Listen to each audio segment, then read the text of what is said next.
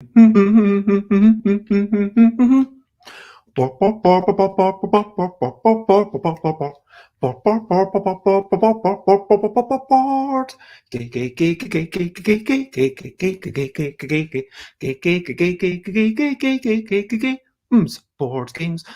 games, it's what I'm talking about.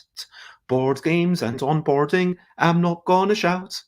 Today I will be talking about when you are learning a game for the very first time. That's what you have to do with all games, including mine. You'll have to get to know the rules, and so you don't appear like a bunch of fools.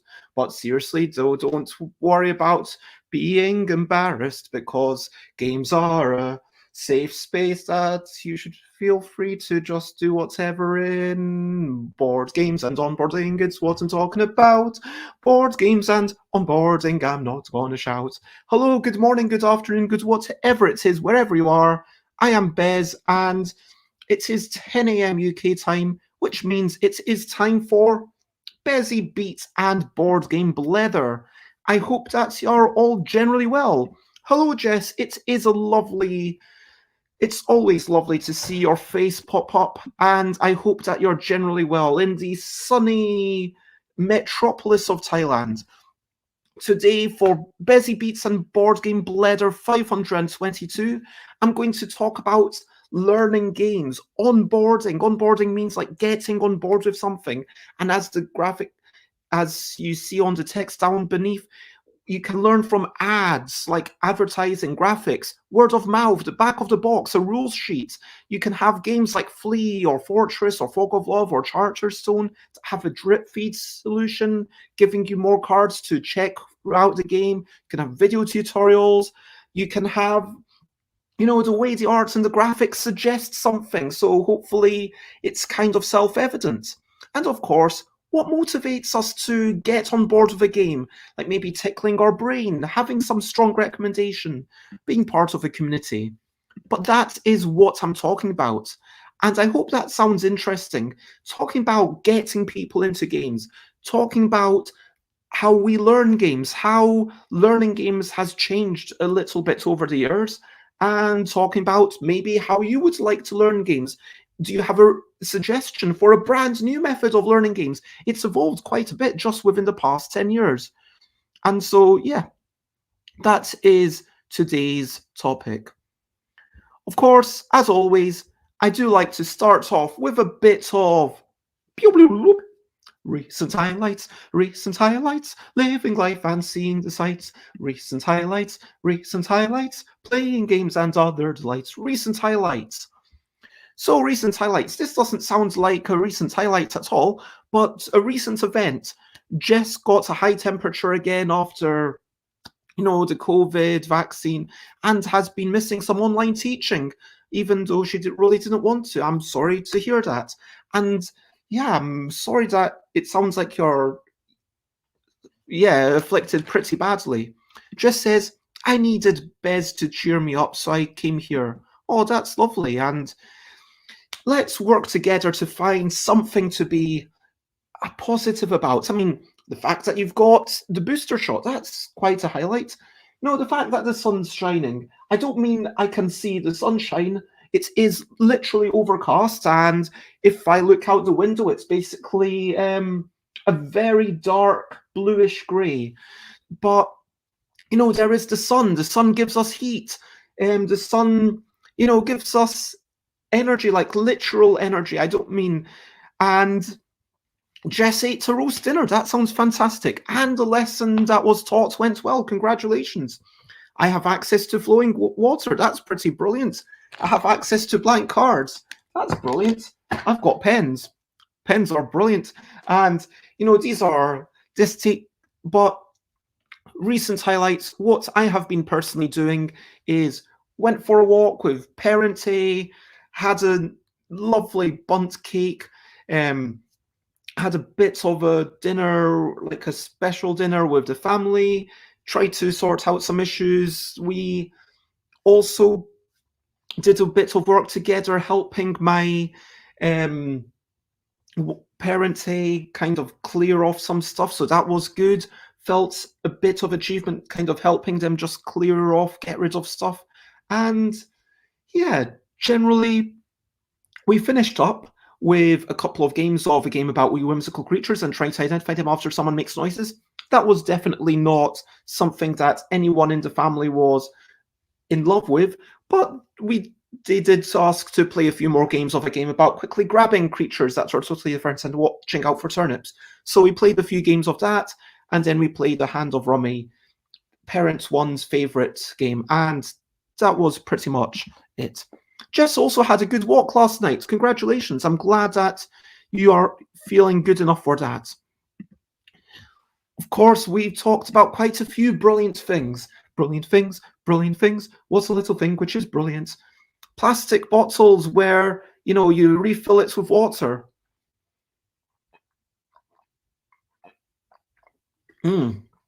Water. Good drink. It fills your body. Water. That's good stuff. Cards, mobile phones, the internet, all of this stuff. It's just brilliant. And of course, games are brilliant. Now, let's move back to onboarding, the main topic. Why is onboarding, why is learning a game a brilliant thing? Well, I think most people aren't in love with learning rules, but it's a necessity, right? And I think for most people, it's the thing that you overcome in order to have a good time with your friends. Sure, you do get some people who are like, oh, well, why are we bothering to play this when we could just be playing Grommy? Why bother playing a new game? And then eventually they see that there's a game where you need to do something completely different, and it's okay, yeah, I can see, okay, that's complete. And as you get more into games, you might want games that do subtly different things. You might be pursuing those changes. You might want to just have a bit more variation in what you play. But fundamentally, games are brilliant. Following rules, like kind of having that clarity, being all together, that's the brilliant thing. And to start playing a game, you need to learn the rules. But I am interested to know, do you enjoy reading rule books? How do you like learning rules? Do you go with the videos? Do you like reading the rule books? Do you like playing it a solo turn? How do you do things? And hello, Manuel, who says, I must be an exception. I read rule books for fun. I mean, for sure, I think that game designers tend to be exceptions. But yes, it's the only form of entertainment, says Manuel, where you need to pass a comprehension test in order to enjoy them. I mean, you say that, although when we look back at very old forms of film, when it was cutting between different events as if to suggest that different things are happening at the same time. This is something that we now take for granted, that if it cuts between two scenes back and forth, that probably means that these things are happening at the same time. It's just different camera angles. People are very used to seeing the camera angle change suddenly and all that. But maybe in the 1920s, this would definitely have been something beyond most people's comprehension. Yeah, but so let me know more. Jess says, my ex blocked me again out of the blue for no reason. I'm sorry to hear that, but Jess says, I felt relieved, so I guess it's a highlight. Yeah, I'm glad that you're feeling good about it. Anyway, let's crack on with the main topic. So, I've just got a big list of how we learn or what motivates us, and I thought I'd address these kind of one at a time. Firstly, one thing that people don't really appreciate enough is the advertising copy. This might be a poster, this might be the side of the box, this might be the front of the box, this might be also, if you've got TV advertising, something like that, it should ideally give you a sense of how you play the game. Something like Jenga, that can basically tell you all the rules within that 30-second advert. Pull the block, pull the block, pull the block, and then it comes tumbling down. Oh no! I mean, that itself tells you all the rules that you need. I mean, imagine something like You get a new card. I need to do this. I need another card. I need to do this.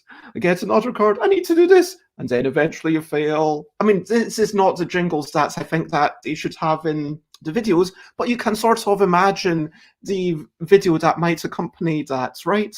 If you've got something super simple, then that can work. And obviously, this does tie in very much with the back of the box.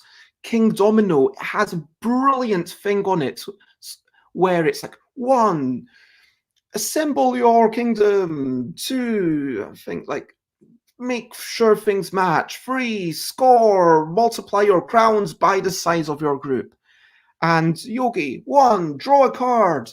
2, keep drawing cards until you fail. 3, the last person in the game is the winner. And this kind of 1, 2, 3, this is then something that you can put into magazines, in advertisements. And once you've managed to distill the rules into such clear things, I think that this can be really powerful. Word of mouth. Obviously, this is where Monopoly really shines. Monopoly is an incredibly complicated game when we come down to it. I mean, there's roll and move, there's special rules for rolling doubles, there's auctions when you buy the property, and then when you collect their set collection, and when you get this set, then it opens you up to doing other things. There's a lot going on. People don't appreciate that because it's just being taught word of mouth. And learning from your friends, learning from another human, learning from someone who's already played the game, this is quite often the easiest way to learn a game. This is what people tend to really enjoy. I think that having someone who's once there's a critical mass of people who enjoy the game, who learn the game, then you will get some people who say, yes, this is natural, this is how it goes. Of course it is. Going back to advertising, Manuel says, I like how Sushi Go has the pick and pass card game as a tagline right on the box. That's most of the rules. I would agree. And of course, where's the... let me check. Here's the title card for my game. A game about wee whimsical creatures and trying to identify them after someone makes noises. Again, that's the title and tagline all in one, and that tells you most of the game. And sorry, I'm just check. But you know, a game about quickly grabbing creatures that are totally different, and it's going to be renamed Counting Your Turnips. This gives you a very strong idea of what the game's all about. The creatures have to be totally different, of course. And then you've got to count your turnips, or for the next version, or beetroots or radishes. You know exactly what you're doing. Getting people, drip feeding them, because once you hear something multiple times from multiple sources, then it helps. For sure, learning everything all at once, this can be, whoa, mind-blowing. Whereas if you were to play a game and you know roughly what you're getting into, and then you just have to learn the small details, and obviously that's definitely a step up. Manuel says, I find your approach very interesting. It lets people know what to expect, but I have to say I find them hard to memorize or use them in conversation. Sorry. And I totally appreciate that. I think that if people start calling it, oh yeah, the Bezier bargain bag with creature noises, or the Bezier bargain bag with creatures that are totally different, and yeah, I don't mind. I understand that there are marketing problems there, and yes, that definitely. So really, yes, if I had called it Turnip Turn Up, and that was the name of the game, and then there was a tagline, the game of quickly grabbing creatures that are totally different and counting your turnips. Sure, that's, or it doesn't need to be a game about it. It just says grabbing creatures, grabbing totally different creatures, counting your turnips. Yeah, like we could shorten it and still get the same information across. Having the name just has to attract you, although that's something that I've kind of foregone with the Bezy bargain bags. I'm just trying to attract them with, whoa, this is a ridiculous name, haha, isn't it funny? But then you've got the tagline that has an opportunity. On Yogi, it has a little speech bubble where it says, it's not what you think, or, and hello Yoda, it is lovely to see you. We're just talking about learning games and getting on board. So if you want, the question of the day that I'm asking you is, how do you best enjoy learning games? What's your favorite way to learn a game? So of course, this is the traditional thing. Now, back in the day, back in the old Milton Bradley, Parker Brothers days, we used to have a lot of games where all the rules were on the back of the box, which is really interesting because you could pick up the box and it would be about yay big and read literally all the rules there. This obviously can't happen if you've got something like Avalon Hill games and War Games. Obviously, this isn't possible, but for something like Kerplunk, why not? And it also cuts down on the packaging. It makes sure that you don't have to sell an additional sheet of paper. It makes sure that the rules sheet doesn't get lost, that people won't think, oh, what's up with the rules? It's there on the box. It's clear. But fairly soon, there were rule sheets. And of course, again, word of mouth actually predates it. When you look at the Landlord's game, the precursor to Monopoly, the way that it was spread, not only the rules, but also the components were going through word of mouth. But fairly soon, we had more complex games like Monopoly. And then these things came with a rule sheet and you had to learn them. And one person's normally in charge of reading the rules. I think rule sheets are a really interesting thing because they have to serve multiple purposes. They have to be there for someone who's learning the game for the first time, tell you what's in the box, tell you how to set up, tell you what each bit of graphic design on the card means, be super simple. But then also, they have to be something serviceable for someone coming back to the game, or potentially someone who's struggling with hearing and is listening to an explanation but then wants the rule sheets just to help them absorb the information a little bit more. So we have Fantasy Flight, who's obviously divided the rules into an introductory thing and then, hey, this is a reference sheet, similar to how they did it with Settlers of Catan, starting off with, hey, this is how to play your first game, and then you've got the almanac and the index with all the bits to look up, pardon me, later on. Rule sheets, they are needed. They are, and I think this is the linchpin. Everything else is fine. Everything else is useful, but the rule sheet has to be clear. The rule sheet has to be unambiguous. But yes, even there's a question. Jungle Speed, there are corner cases. There are so many corner cases that aren't clear. And even in Yogi, in my own game, if it says right hand above left hand, obviously some people think it means directly above, like in the same two-dimensional plane, but at a greater height. That's not my intention at all. My intention is that this right hand is still higher than my left hand, even though they are far apart. You can see one is clearly higher. And my intention is that even if parts of it's higher, then it's still on it. And then what does palm face down mean? Is this face down? Clearly. But if you rotate it, at what point is it no longer face down? I mean, clearly once you've rotated it more than 90 degrees, it's more face up than face down, but at 45 degrees, is that okay? And these are, if someone really wanted to have an absolutely clear thing, if they were playing Yogi for £1 million, let's hypothesize. Sure, the rules are not clear enough to allow super competitive Yogi for £1 million games. But what every game, it's all contextual. Yogi, it's a silly game. Sure, I want people to try to win, but people aren't going to be arguing that much over whether 45 degrees means face down still or not. For the record, I think that 45 degrees is basically the absolute limit.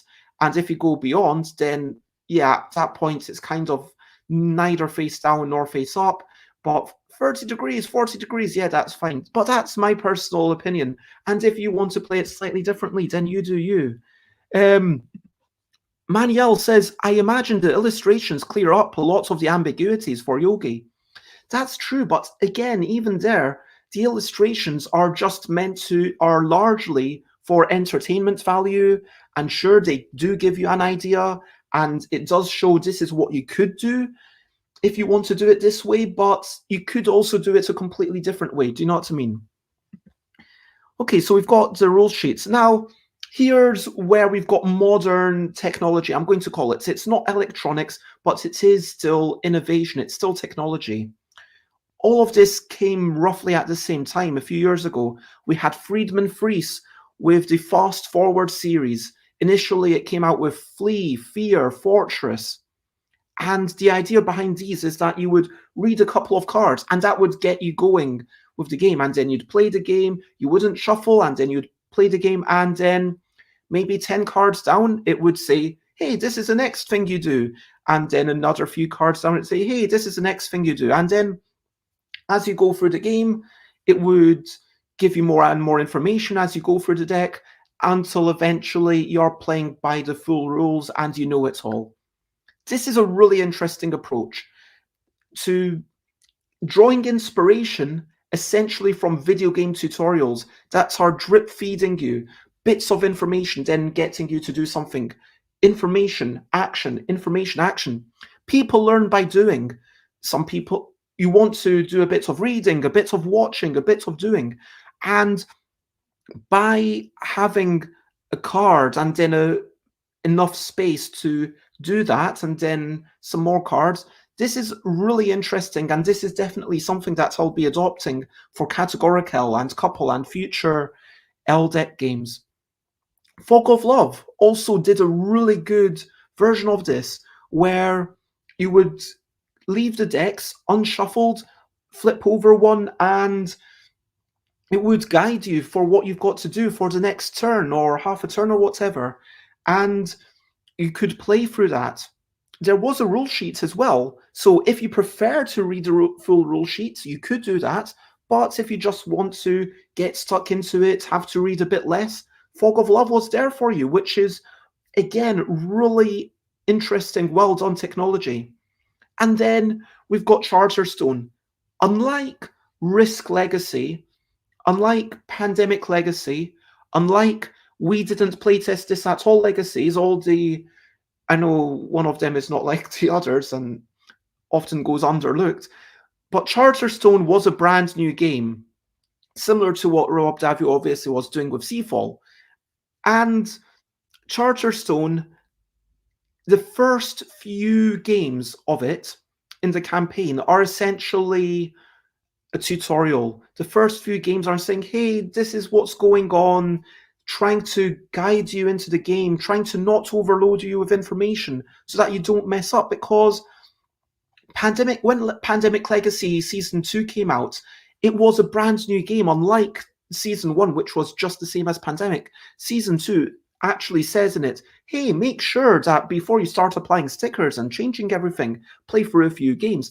And Legacy games, when there's permanent changes, are especially susceptible and vulnerable to someone making a rules mistake, because whatever you play, there's going to be a knock-on effect for all the future games. You're going to put stickers in certain places. You need to make sure that everyone's on board with all the rules. And so having one early game like Charterstone, that makes a lot of sense. But then the only problem is, are you forcing people through an uninteresting game? Which I think was the main complaint about it, that people felt like they had to spend too long playing a game that was essentially an extended tutorial, and that wasn't what people wanted. And hello, Dina, it is lovely to see you. And Yoda says, you know what? Imagine if people were using triangles to measure the angles. Dina does also love Fog of Love for hand holding you through the rules teach. It is such an incredible thing that they did. Now we've got, and I realize that there's actually one I'm missing, but we've got the video tutorials. So video tutorials, people like Rodney Smith, like Paul Grogan, like the Rules Girl, all sorts of people are doing tutorials on a video saying, hey, this is how to play the game. Now, for people who prefer to listen and watch rather than read, this is a godsend. So finally, you will be able to, and I believe that Scott Nicholson was the first person to really be doing this back in the day. When you lay out all the cards and you say, yes, this is what the cards look like. And then you might say, look at the creatures. They've got 0 eyes, 1 eye, 2 eyes, or 3 eyes. And you get to see everything. You get to see their hands moving around. You get to see someone doing an example turn. You get to see everything. And this is just another way of making it a little bit more approachable for those people who like this information. I'm personally not a fan. I personally like reading because it means that I can skim parts, I can go back and check parts, if something's complicated, I can reread a sentence so that it absorbs. And yeah, it feels nice to have also the diagrams there, and with me spending a bit of time, okay, that's what it means. And video tutorials. The one thing that I realized that I didn't add on was learning from interactive tutorials. And so this could be things like Dized.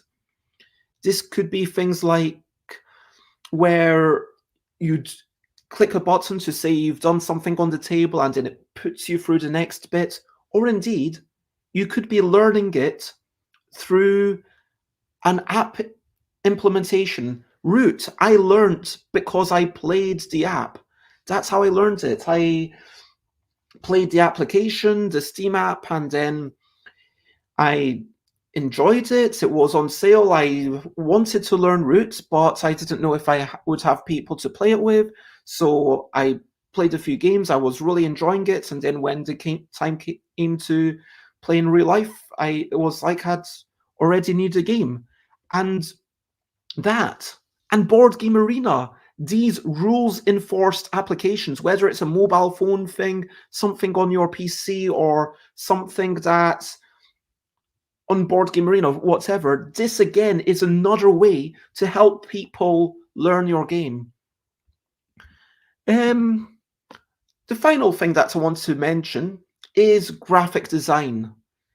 When people see graphics, there's an expectation that their eye will be led to the obvious, to the important bits.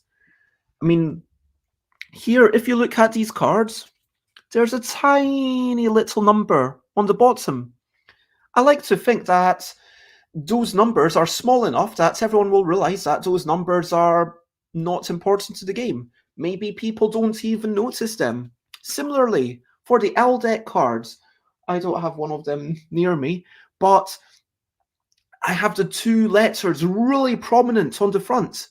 And when I'm teaching a game that only uses the letters, that's all I mention. And then people play the game, and at some point, someone might ask a few minutes into the demonstration, hey, what's up with the numbers? Or someone might ask, hey, what's up with the different borders? And then I will tell them at that point, because they don't need to know what's going on with the different suits or the distribution of letters at that point.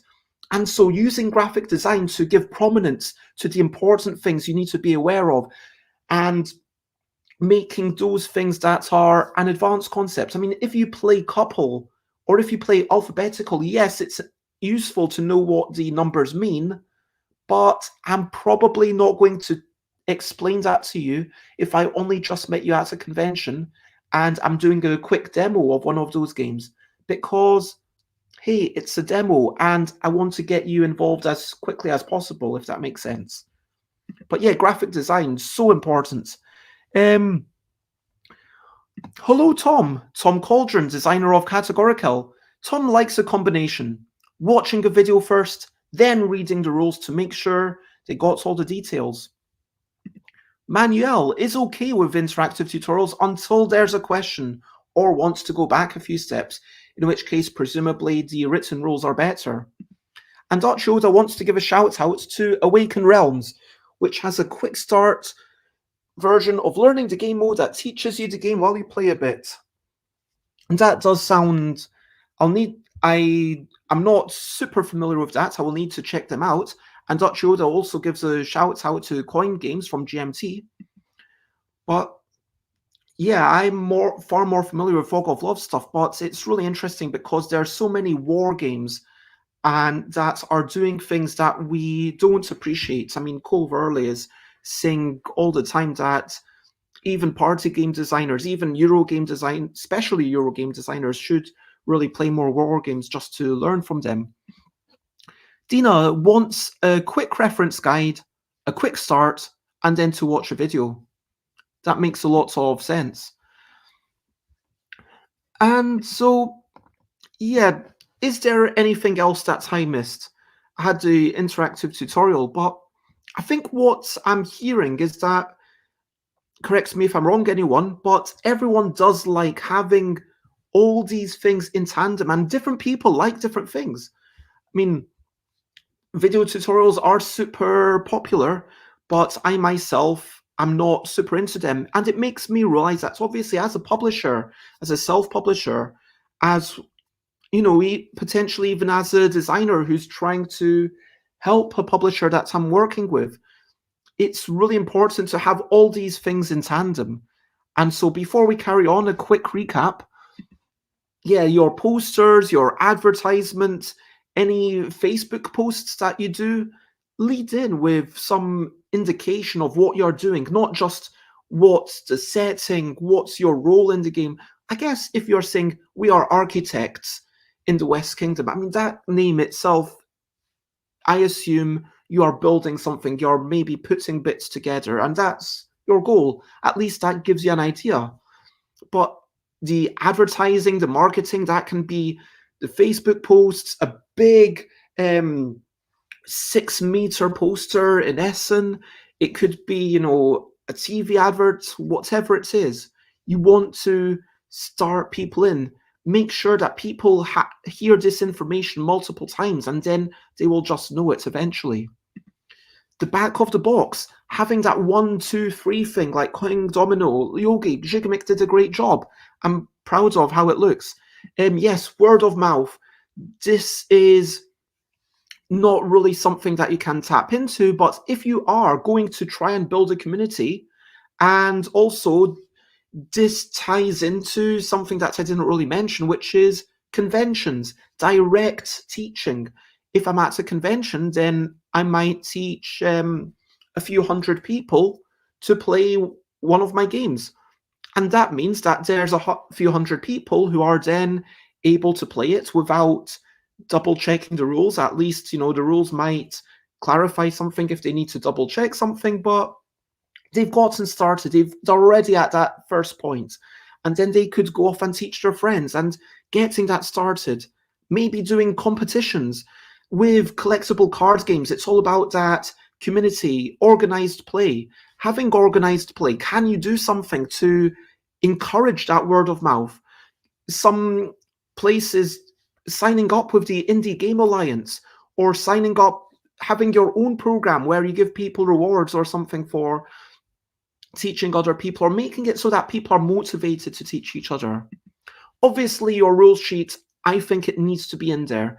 And I do think that the fast forward games would have actually been, in retrospect, stronger.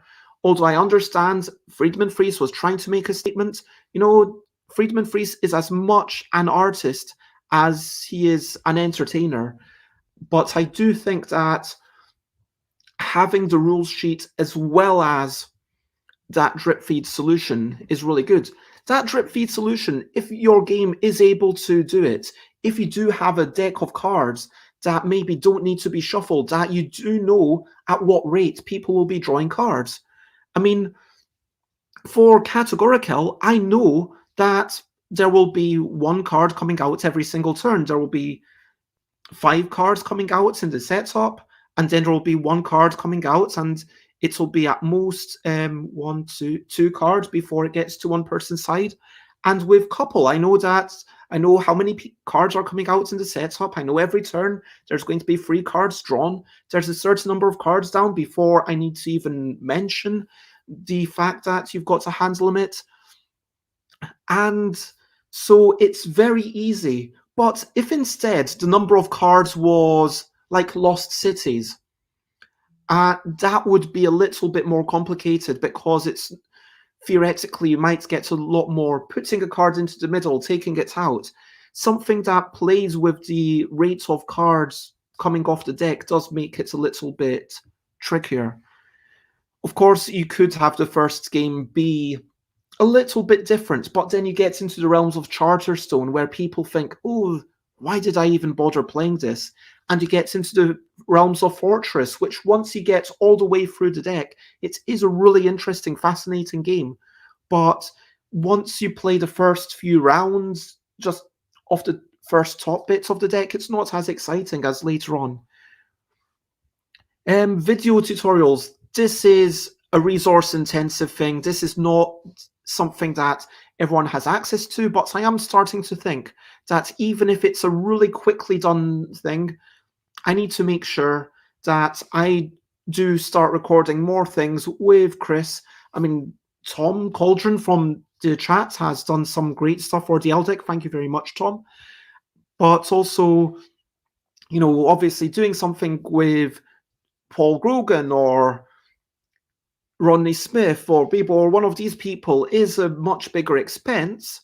But then doing something myself, that feels like something that I could do. It's not going to be the best production values, but Chris and I could work together. And of course, you do need to work on the graphic design. And if you've got an interactive tutorial, that is again costly. And that's the thing that I would expect the fewest publishers to be able to do. But it has to all work together. And if you've got anything else that you'd like to say, then give me a shout out. Manuel says, depending on the complexity of the rules, I need more help with images, diagrams, examples. War games tend to skip on all of those. That's a really fair point. I do actually this is part of why when I'm learning a game, I like to have the cards kind of laid out so that in the components cards, when it says, okay, this is what you've got, this is what you've got, so I can be like, okay, this is what I've got. Okay, now I'll open it, now I'll study it. Okay, yep, I've absorbed that stat. Okay, yep, that's that. And I'm someone who really likes, as a reference, the law of root, something that's text only. But for sure, when you're learning it for the first time, I think those images, diagrams, and examples are super important. 100% agreed. Dina says, give the community incentives and reminders to share your game. That's a really good point. Sometimes, like if you actually give them material incentives, that can be problematic. I mean, it's the old adage of if you give people money for something, then it makes the task actually feel less enjoyable. And then if you take that external reward away, then the original thing will stop being done. But reminders, that's a really good thing. Like, say, hey, have you played this game recently? Have you shared this with a new friend? Do you have a friend who would enjoy playing couple with you? Are you living with at least one other person? Which of them would enjoy? And having these wee reminders to play it again and also keep it fresh in other people's minds.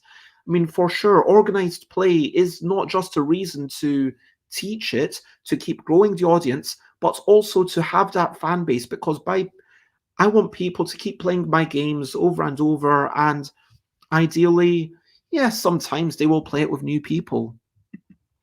Manuel says, I remember seeing Harbor all the time because the winner gets a card to take a picture with and a hashtag to share. That is a really canny thing. So yeah, people are, yeah, why not? And then they buy into that media thing. Morning, Josie. Josie was in a meeting and says, Dina's point is good. One of the games I play has a winner card in the box to have a photo taken with to then post and tag on social media. I wonder, is that Harbour? Is that the same one that Manuel was mentioning? Anyway, so I now want to spend a tiny bit of time pondering like what motivates us. I came up with broadly 3 things, maybe 2 things, but yeah, it depends how you subdivide them. But yeah, I would really like to hear your interpretation. What motivates you to learn a new game? What makes you feel, yes, I am invested enough to undergo the hassle, the work of learning this game? Maybe it's having new fun. You enjoy games, you enjoy playing games, you enjoy playing Carcassonne, you enjoy playing King Domino, you enjoy playing Kitty Cataclysm, you enjoy playing Couple or Wibble or Muckle or whatever. Or maybe Dwindle. Yeah, I don't know.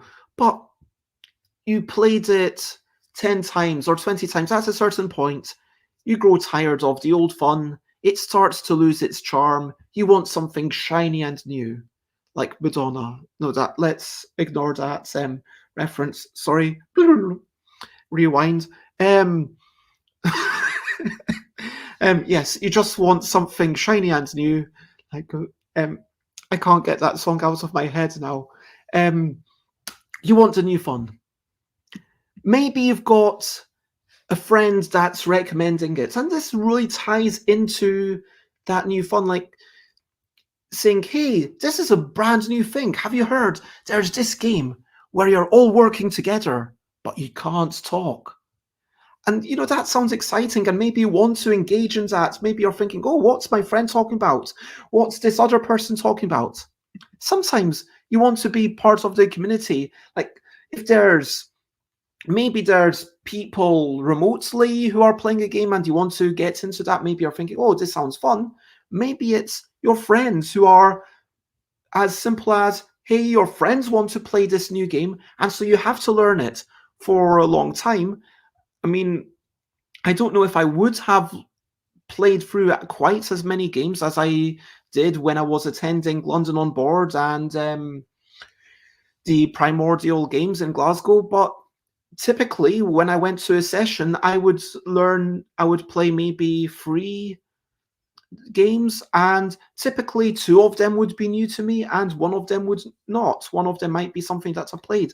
And even after having been in London for a year or 2, having played many hundreds of games, it was always the case that every time I went, there would be a minimum of 1, usually 2 games that are completely new, and sometimes I would get to play something for a second or a third or whatever time. And of course, there's the notion of just wanting to play new things to tickle our brain, to exercise the brain, and all that stuff. So yeah, again, what motivates you? What encourages you to make things? By going back to having a card in the box to have a photo taken with and tagging on social media, Manuel mentioned Harbour, Josie mentioned it's one of the Mint games, so there are multiple games that are doing that. That's an interesting idea. Do you think that I should do more of that? I mean, I do say in the instructions for Extendable and some of the games, if you get a score higher than this, then you should let me know. Like, this is my own personal record. This is the world record. And if you get to score higher than this, let me know on social media. And then there was, I've forgotten their name, Younglek, Joseph Kelly on Twitter tagged me, and they got some amazing scores in Extendable. I was super impressed. And I think they just, got a brand new world. They basically pushed the limits. But yeah. And so, yeah, should I actually have a little thing that says, hey, if you are the winner of a game about quickly grabbing creatures that are totally different and counting your turnips, take a photo with this card. It in a game that's only got 54 cards, maybe that's not the best, but yeah. On the other hand, like maybe for the game about debating which of the objects best matches a bunch of criteria, maybe you could have it the person who gets the most points, but then they also bring in the person that they thought had the best debate, their favorite debate. So it kind of ties into the sense of it's not just all about the winner.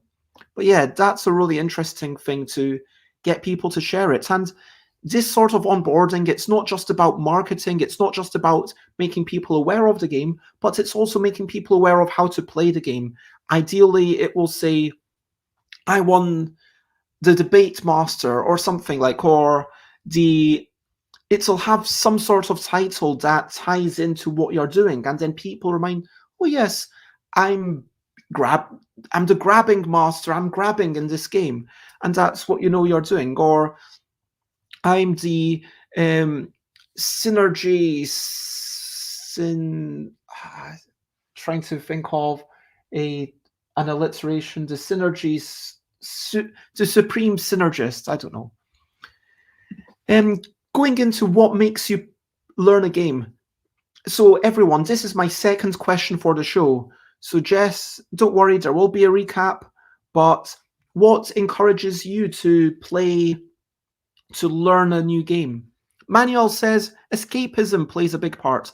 I want to go or see or experience something new. And I guess that's a case of if it was always the same thing, then you would start to appreciate it as part of reality, whereas you just want to be away from reality sometimes and be within this new mathematical world to explore. That does definitely make lots of sense. And yeah, what motivates you not only to play but to learn a new game, specifically a new game? Josie says, I like the social aspect of gaming, being with friends and making new ones, making new friends. So I'm always happy to learn their new games. I also love the mental challenge of working out new mechanisms and figuring out how to win in new games. Sometimes once you've played some games, they become too easy, as in, you know the formulas to winning. Yeah, that makes a lot of sense. Like, at a certain point, you feel like, okay, well, I've basically worked it out, and now I'm playing, I know what I'm doing, and it's all rote. Some people enjoy that. Some people enjoy being presented with exactly the same puzzles, but for sure, if you want to tickle your brain, if you want to exercise your brain, going down a new line, that's a really nice thing. Jess says, if someone suggests a game, I am curious, and I am also filled with dread. But if it's a word game, I'm excited. This is interesting. So there's the curiosity of the new, there's also the dread of learning something. So obviously you love word games, and I hope that I'll make it easier for you to try a few of my own. But if it's not a word game, or because there's hundreds of word games out there, so what inspires you to play, to learn the ones that you do? What inspires you to, and if it's not a word game, because you don't only play word games, what inspires you to, what could tempt you or make it easier for you to learn things? But yeah, this has been, thank you as always for listening. This has been really useful to spend a bit of time solidifying my thoughts, going through these things. And I'm open to more comments and questions. Please don't feel like you have to stop. But I am going to bring down the wind down. And if you're listening or watching this after the fact, and also leave a comment and tell me what's your favorite way to learn a game and what inspires you to learn a new game. Over to you. What are you up to? You can share, but only if you want to. So as always, also feel free to let me know what you're up to today. How is your life? What are you doing? What are you excited about? Is there something that makes you want to shout? Is there something that makes you angry? Is there something that makes you scared? Is there something that makes you happy, that makes you want to run off and bare your soul to everyone in the world, whatever. Let us know if you want. I myself, I'm going to spend a wee bit of time with parents, and then in a few hours, maybe 3 hours, I'm going to be getting on a train. And then the train will, take about 7 hours. I'll get to London, and then I'll, get myself ready for Toy Fair tomorrow. That is basically it. I am traveling back to London, getting ready for Toy Fair tomorrow, and I might show my turnips and creatures to a few people, publishers. I'll say hello to the people from Gibson's. Like, I'm not expecting to do any proper pitching, but just sort of show my face so that people know me, and maybe say hello to James Wallace and stuff. But that is it. What are you up to?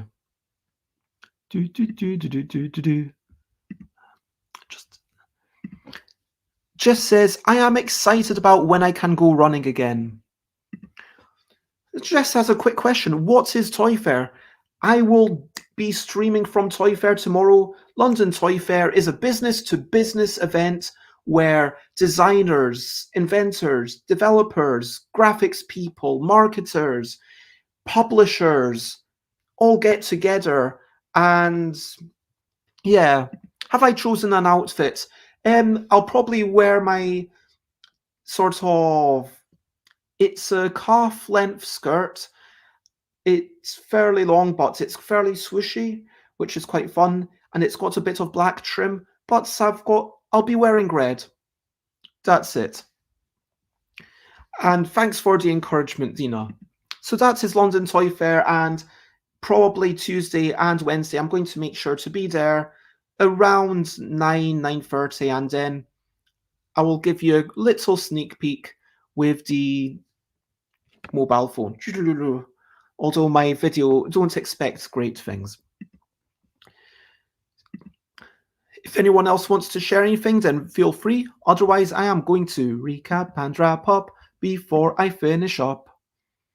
Recap and wrap up. So, we talked about how people learn games. We start learning from the adverts, from the front, from the posters, from everything. And then the back of the box can have so many more details. Sure, with complex games, it might not be able to tell us everything that goes on in the game, but it should. I mean, King Domino did such a good job with the 1, 2, 3. This is a bare overview, so you get a gist of what you're doing before you get into it. And then as a game becomes popular, obviously, the word of mouth does help. The rule sheet is critical.